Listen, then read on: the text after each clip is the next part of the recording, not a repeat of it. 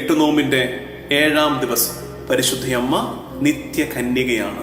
സഭാപിതാക്കന്മാരുടെ എഴുത്തുകളിലും പരിശുദ്ധയമ്മയെ കന്യകയായിട്ട്, വെർജിനായിട്ട് അവതരിപ്പിക്കുന്നുണ്ട്. Saint Irenaeus, Saint Ignatius, Saint Justin ഇവരുടെ എഴുത്തുകളിലൊക്കെ പരിശുദ്ധയമ്മയുടെ ഈ കന്യകാത്വത്തെ ഹൈലൈറ്റ് ചെയ്യുന്നുണ്ട്. പരിശുദ്ധയമ്മ പെർപെച്വൽ വെർജിൻ ആണെന്നുള്ളത്, നിത്യകന്യകയാണെന്നുള്ളത് സെയിന്റ് എപ്പിഫാനിയൂസ് 4-ാം നൂറ്റാണ്ടിൽ ഇത് മുന്നോട്ട് വെച്ചു.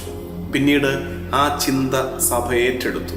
2-ാം Constantinople council, second council of കോൺസ്റ്റാന്റിനോപ്പിളിൽ അതൊരു വിശ്വാസ സത്യമായി പ്രഖ്യാപിക്കുകയും ചെയ്തു. പരിശുദ്ധയമ്മ നിത്യകന്യകയാണ്.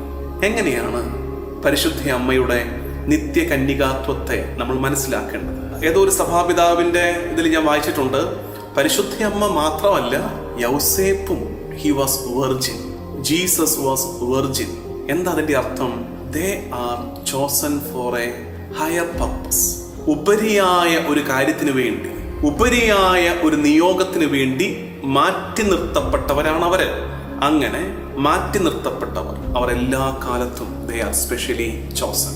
ഉപരിയായ ഒരു കാര്യത്തിന് വേണ്ടി ഉപയോഗിക്കപ്പെട്ടവർ ഇനി നിസ്സാര കാര്യങ്ങൾക്ക്, സാധാരണ കാര്യങ്ങൾക്ക് ഉപയോഗിക്കപ്പെടാൻ പാടില്ല, അതിലേക്ക് പോകാൻ പാടില്ല. Once chosen, they are chosen for ever.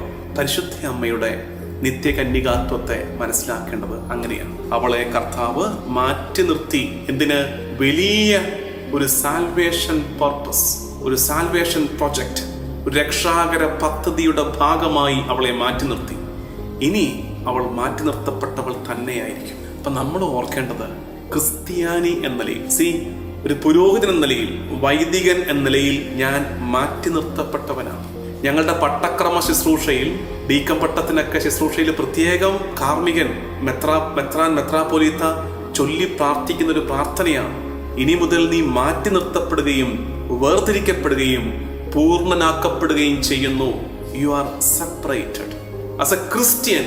You are separated from the world. ലോകത്തിൽ നിന്ന് മാറ്റി നിർത്തപ്പെട്ടവന്റെ പേരാണ് ക്രിസ്ത്യാനി. ചില കാര്യങ്ങളിൽ നിന്നൊക്കെ മാറി നിൽക്കണം, മാറി നടക്കണം. അത് നമ്മുടെ ശുദ്ധതയ്ക്ക് സഹായകമാണ്.